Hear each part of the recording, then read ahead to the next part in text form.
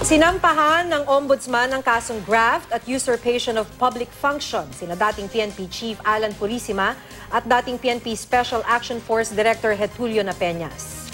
Kaugnay ito ng engkwentro sa Mamasapan noong 2015.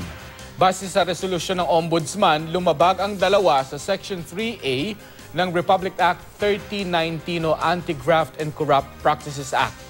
Kahit 6 na buwang naka-preventive suspension on si Purisima, sumali pa rin daw siya sa Oplan Exodus.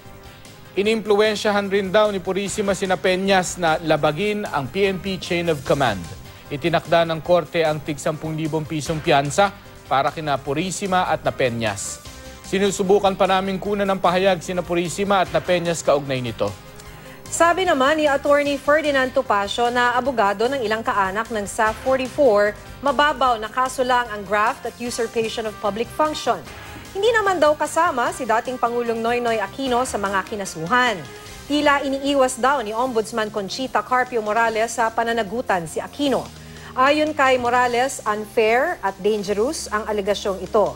Sabi naman ni Aquino, hindi naman daw siya konektado sa kaso. Mabuti naman daw na nagsampa na ng kaso para raw marisolba na ang kaso.